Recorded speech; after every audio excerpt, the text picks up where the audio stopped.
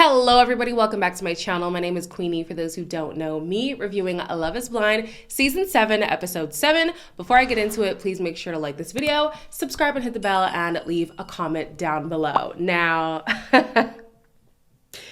it's 4:28 a.m.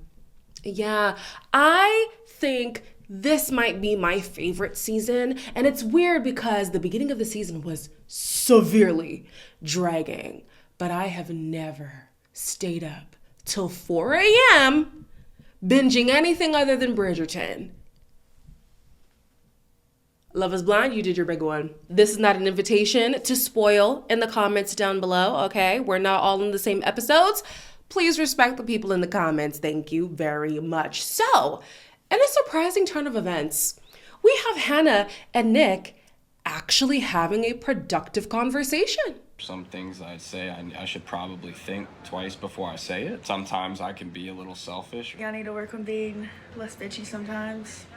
A little bitchy's good. It's like, oh, Nick, come on, but I need to be like more patient with you, I think. Well, color me shocked.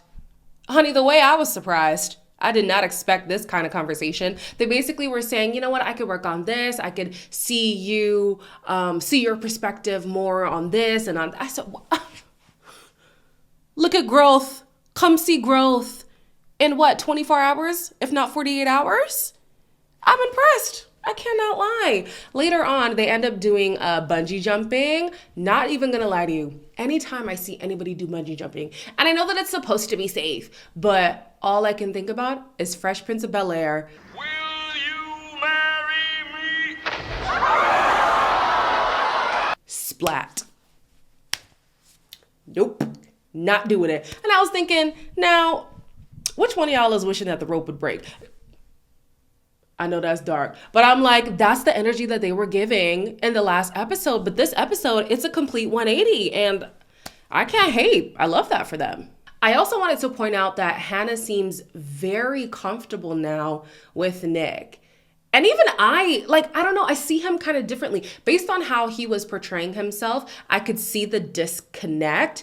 But after a while, I kind of get it. And I do genuinely believe that Hannah is into him now. Well, she says she was before, but I didn't believe it before. I believe it now. Even her body language has softened around him. Her language has softened around him. I mean, that doesn't last for long, but she just seems more comfortable, and I'm glad. Speaking of being shocked, so obviously we know Tim and Alex have tension between them after Mouthgate, but even with all things considered, they want to move forward together. She kind of can understand where I'm coming from and is willing to listen. She is my fiance and hopefully will be my wife. I knew he was upset, but I didn't know the extent of how upset he was. I do want to bring him home and introduce him to my family and get married to him. I do genuinely love him. I so badly want to know what it is. They keep talking about it, but won't tell us what it is. I just want to know. I want to know what was said, man. What escalated things? Well, we know the mouth thing escalated things, but they're skirting around the situation. And I can't even be mad at them because in a relationship, even if they weren't on Love is Blind, you wouldn't just be out here telling everybody every single time you have an argument with your partner. You just don't do that, or at least you're not supposed to do that. So I respect the fact that they are keeping some things private, but I'm just like, if y'all are gonna keep talking about it, then really talk about it, you know? Anyways, they later go on ATVs together. I thought maybe it would be awkward, maybe they wouldn't be talking to each other, but they were talking. It really wasn't awkward at all. They decided that the foundation they built was strong enough to want to continue in the process together. And listen, talk about a 180 from everybody at this point. It's going great for some of these couples. Ashley says that she could marry Tyler tomorrow because she's convinced she could never find a man as good as Tyler. Girl. Oof. Family, holidays. Yes. What's that look like? come up with our own traditions. So mine was s'mores with my mom. We should create our own, ornament, tree ornament. Yeah. I just thought, yeah, just something. That'd be cool even when we have kids. We do a deep dive of old Christmas movies and I love Christmas movies. Talking my language. By the way, if you want to remain blissfully ignorant about what's been going on social media, maybe skip about the next minute or so. So I don't know who has been on the Twitter streets, the TikTok streets, the streets, but if you haven't, let me bring you up to speed. There's a lot of stories. There are a lot of stories coming out about Tyler, and none of them are savory. None of them at all. It's very ghetto out here for Mr. Tyler. So one of the stories is the fact that he has kids out here, kids that he doesn't claim for one reason or another.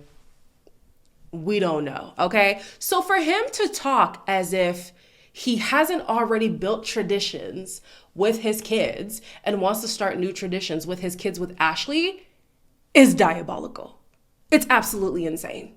It's now so crazy watching him, knowing what we know. Like, it's just,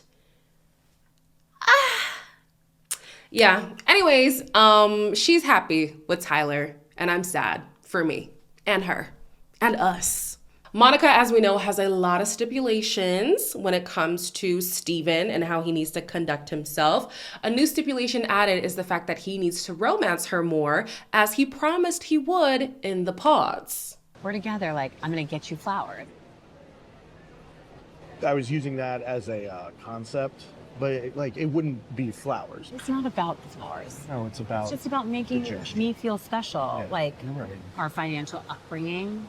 I refuse to let that be the thing that ever, like, puts space between us. I don't want to sound materialistic, but I also want, like, to feel special. Yeah. Really don't want to disappoint you. It's a lot.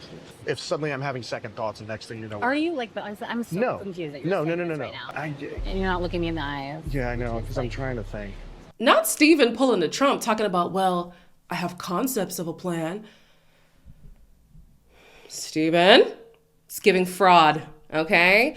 If you present yourself as somebody who is romantic, then I'm gonna need you to be romantic, because if I wanted nonchalant, I would have gone for nonchalant. But you said you're romantic, and I chose you. So therefore, I expect romance.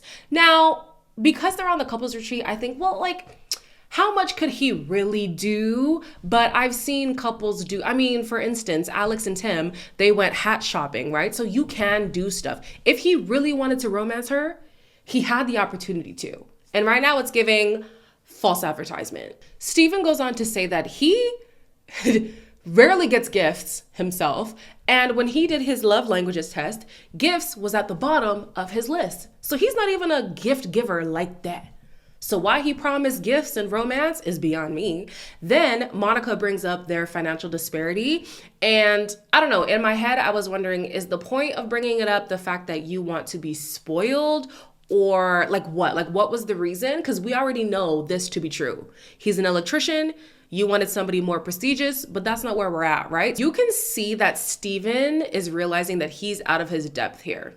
I don't know if it's an intellectual thing. I don't know if it's a status thing. I just don't know. But you can see he's realizing I might have made a mistake, okay? I might have oversold myself, and now I actually have to perform, and I'm failing to perform. And one thing about Monica, she will let you know when you're dropping the ball. Absolutely. The couples meet up again, and there's like these spontaneous fireworks that's happening. I don't know how Monica managed to make this a Steven issue.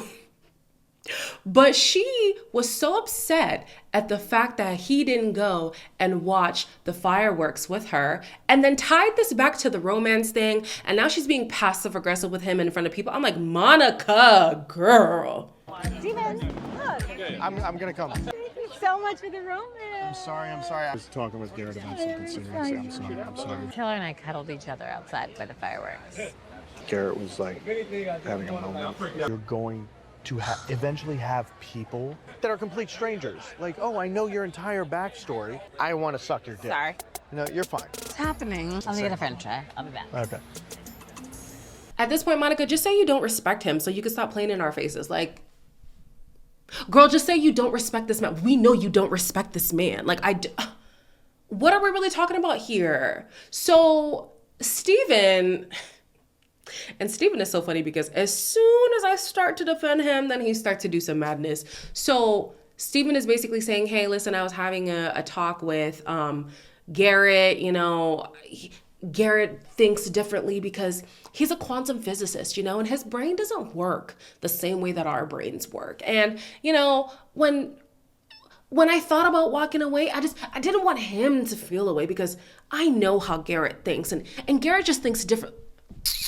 Boy, if you don't shut up, I'm so sorry. I'm so sorry. I know some people felt like it was insensitive for me to be like, he needs to shut up. He be talking a lot of nonsense. On top of that, I actually now think Monica should have let him keep talking. She shouldn't have walked away because he basically was explaining the fact that now that they are on a show, they have some more notoriety. There's going to be people coming out of the woodwork. Again, with the woodwork, you see how these men are priming these women? Crazy. There's going to be women coming out the woodwork saying, I want a piece of you now that you're basically a celebrity. Shut up. He talks he speaks foolishness. Let me just end it there. So yeah, please, Pim, all right? With Monica, the same thing applies when I was saying that Nick should not make Hannah the butt of a joke. I think that Monica's doing the same thing here. And when your partner's not in on the joke, it's no longer a joke, right? So she's being passive aggressive with him. She is poking fun and he's obviously not seeing any amusement in it. This isn't healthy. I honestly think that you should be aware of the fact that your partner should be your number one at all times. So yeah, you might be frustrated, but what help is it for you to now make him the butt of the joke, especially in the presence of other people? This is counterproductive. If you want your relationship to work, you can't act like this. But as we know, Monica is fronting. She does not want this man, okay? She wants, a CEO, not the employee. So the couples go back to DC. This was my reminder that I also need to go back to DC. DC, of the travels that I did last year. Why am I saying last year? It wasn't this year. Of the travels that I did this year. Okay, so I went to New York. I went to the DMV. We were all over the place. And I went to Los Angeles. DC is up there. I think DC, of all the places I've ever been to in the US, is my favorite so far. So looking at all the B-roll of DC, I'm like, I'll be back. I miss you so much. But anyways, the couples are going through their living arrangements, trying to figure out now, how are we gonna cohabitate? Because ultimately, we still don't know each other like that. I really hope, you say you're gonna take Luna out in the morning. I hope you do. I think you're someone who needs to be told to do things or you won't do them. If I put some food in the trash and it's full, you don't think I'll take it out? You think you're more mature than me. How are you gonna bring someone more immature into your space? This is what I'm saying, Nick. This is what worries me. I'm gonna do the dishes. Because I could do everything. Okay. I'm gonna do the laundry. I'm gonna make us food. I'm gonna clean the dishes. Sound good? I'll take the dog out. Nick is aware, and it's funny too because sometimes he brings this up as a joke, but he means it. She is more mature than him. She's more established than him. And he's like, you are on this level that I'm not at yet. So you have to find a way to incorporate me into your life since your life seems quite set in stone. So how do you plan on doing that? I thought that he approached it great. I thought that was a great approach. Now, I do think Nick needs to grow up a little bit, and we're going to see some of that later on.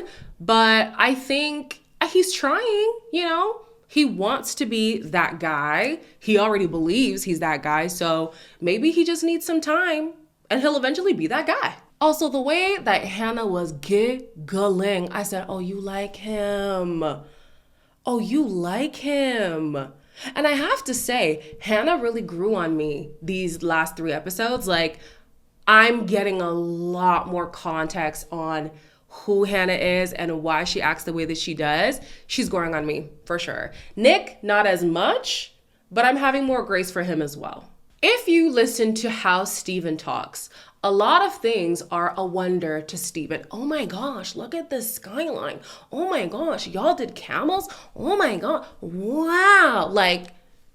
It's like Aladdin to Jasmine. I can show you the world. He's so excited to see the world and see all these new things. And I feel like that's going to get on Monica's nerves. But the thing that's on her nerves right now is these damn roses. Holy shit, this is so nice. This is so great. We're hosting the party in here. We're gonna buy flowers. Like, I feel like I only ever see this in Instagram pictures. We got a breakfast nook. Get the fuck out of here. Wine, beer, flowers, More beer. and more Wine. flowers. More flowers. I love sunflowers, white roses. I love hydrangeas. I love all flowers. Okay. The bags aren't even unpacked and she's already nagging about these damn flowers. Can you let the man marinate, sister? Let him cool off. Let him thaw. I'm like, this girl, oof. I mean, I get it. He presented himself as one way, and clearly he doesn't plan on being the way that he presented himself to be. Boy. Clearly he oversold himself, but like still, y'all just moved into this apartment. Like, give it time, sis. Give it time. He says that he's not the type of person who will do things just because he's forced to do it. And I get the impression that the more she nags about it, the less he's inclined to want to do it. Now, eventually he does do it, not in the way that she expected, but I think with anything, if you keep harping on something that I've already told you I will do in my own time, I'm going to extend that time because now you're pissing me off. Skimming through some things here, Taylor and Garrett do a social media deep dive. I feel like more couples need to do this on camera. With them, there wasn't any tea, but I am sure there would have been tea on at least one other person. Season of scammers. But yeah, I would like to see more couples do the like swap phones. Yeah, I want to see what's in your phone. You're about to be my husband anyways. I want to see what's going on. Then we have Tyler and Ashley who pray before bed, led by him again. Not to say that he can't lead in prayer. He probably should lead in prayer. I'm just saying. As somebody said in the live last night, not all who pray are saved. Then we have Marissa and Ramses. They talk about him being a groomzilla, but I wish she would have said groomzilla because she actually called him a bridezilla. And I'm like, okay, choice of words, very intentional. I mean, okay, maybe let me not say very intentional. I read into it. I will say that. I read into the fact that she called him a bridezilla and not a groomzilla. I was like, is there something brewing here that you want to say but you don't want to say, girl? Share with the class. Thank you. Taylor is first to meet the in-laws. She goes over to Garrett's parents' house, I think. Garrett brought damn near the entire clan. We got you some flowers. Thank you. I'm gonna bring them in the kitchen. Kind of looks a little weak now. No, it's all good. You gave me him, so that's all that matters. It's like chemistry. So her actually undergrad was in chemistry. And what is it you do? So I'm a clean energy consultant. Okay. She got her master's at Johns Hopkins. Oh, wow. That's impressive. I felt like my heart getting ripped out of my chest every time I went in there to talk to her. And we kept using the word like magnetic. It's such a big life decision to do it so fast. Just so fast. I don't even know why they had Garrett's, I think it was niece and nephew there. The nephew did not want to be there. Like, he had better things to do. Maybe he wanted to go play Fortnite or Minecraft. Like, leave this boy out the damn show, okay? Taylor shares that her family is very hesitant to come on the show. Actually, no, they're not hesitant to come on the show. They do not want to come on the show. So they're not opposed to her going through this process. They actually want to meet Garrett, but they would rather that interaction not be filmed. Completely understandable. Then we see Garrett's mom get very emotional. She's kind of overwhelmed by all of this. She thinks that it's going a little bit too fast. Everybody else is weighing in, but she's clearly the most emotional one. How could you not be? It's your son, it's your baby. Like, what's going on? Taylor?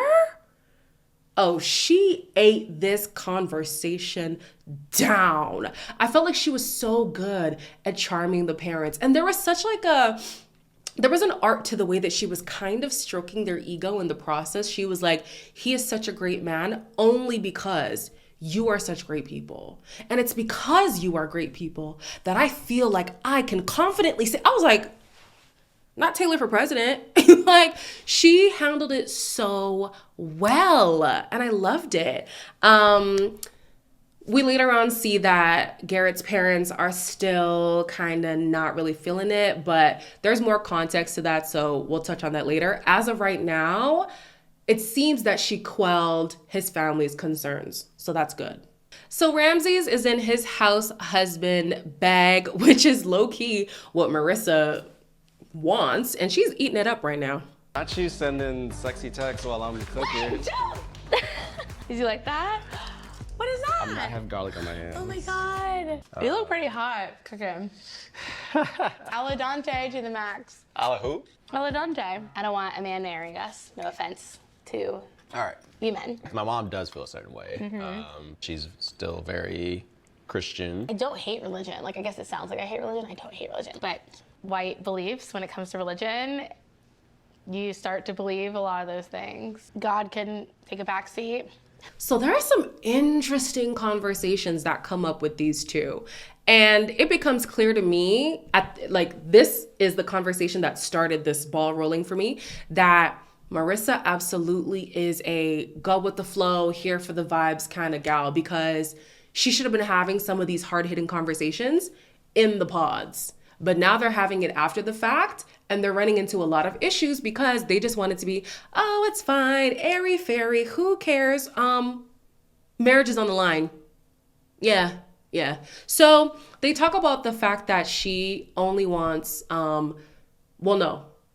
she doesn't want a male to officiate their wedding. So no cis hetero men. Anybody else, all welcome. And at first I was like, what's the reason for that? And she explains that her relationship with religion is the fact that it is whitewashed, and she doesn't like the depiction of a white Jesus. Girl, me neither. I don't know about y'all, but my Jesus ain't white. My Jesus is absolutely brown, okay? He's Middle Eastern.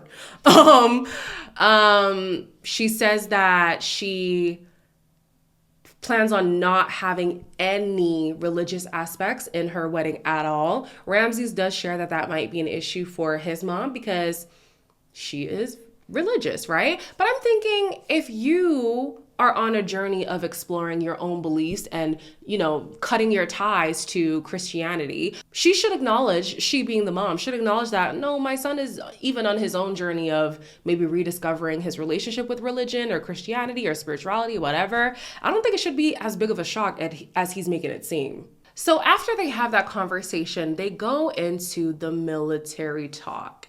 And this was very interesting to me. So Marissa says that there's a lot of brainwashing that can come with being in the military, being a military brat. And she has been surrounded by the military since she was 2 years old, right?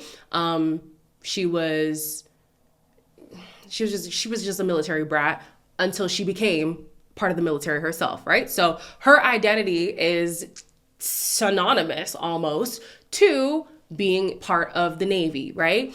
She believes that she can support the military without supporting the actions of the military in foreign countries. Now, Ramses does not agree with that. Ramses says that the fact that you even agreed to being in the military means that you are co-signing the actions of the military. So you can't say you support the military, but you also don't support what they do while actively supporting the military. And by being in the military, you support the military. So yeah, they're having this back and forth. He's saying it's a morality thing. I mean, I hear what he's saying, but her being in the military was something that you knew in the pods. And I feel like if you were so convicted by the fact that somebody who's in the military means that they support the military and what the military does, hearing that she was in the Navy should have been enough for you to be like, you know what? Not the girl for me, especially if it's this much of a fundamental difference for you to not want to work through. And the same can be applied for Marissa, because Marissa's like, if somebody doesn't respect the fact that I have been a servant of my country, that's a deal breaker for me. And y'all didn't have this conversation in the pause. Like, what the hell were y'all talking about? Like, what the hell? And to imagine, all this time I was thinking, oh, she's only connecting with Bowden on military stuff. Like, for the most part, they talk about the military and then maybe little things here and there like, oh, we would read to our kids and blah, blah, blah, whatever. But really, that's where she should have gone, because they both identify with the military and also share similar political beliefs. Like, it would have made more sense with Bowden at this point. Now she's with a guy who fundamentally disagrees with who she is at the core, and they're butting heads. And it's like, well, what did you expect? Even Ramsey's, he's like, well, I didn't want to put a judgment on her and say that the military defined who she was. I wanted to just see if there was a connection beyond that. Well, she just told you that that basically is her identity. And she's not going to cut herself away from that identity. And you're saying, I'm not okay with that. Why are we still having a conversation? I feel like at this point, that's it. He even goes on to say, if this was 2 years ago when she was in the Army, like, this wouldn't even be a thing. And so Marissa's saying that she doesn't plan on going back to the Army, but she will never carry shame for serving for her country.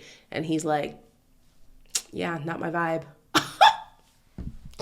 Insane.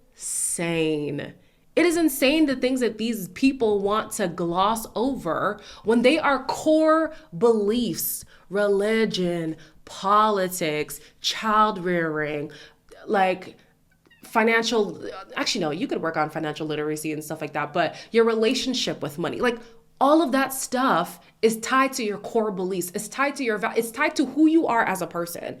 And those are the things that you want to gloss over?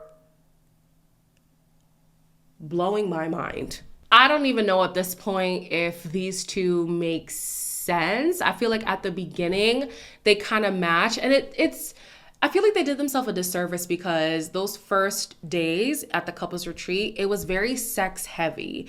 And in as much as people don't want to say that sex bonds them, sex does bond you. And so it's harder to cut ties with somebody who you've now created this strong bond with. But fundamentally, you guys are clashing on so many levels. Like, we'll get to some other stuff as the episodes go on. But in this episode alone, it was enough for them to be like, maybe we should just cut our losses where we're at and go our separate ways. But we'll see. We'll see where things go with these two. You guys let me know your thoughts on episode 7. As always, like, comment, share, and subscribe. And I'll see you in the next one.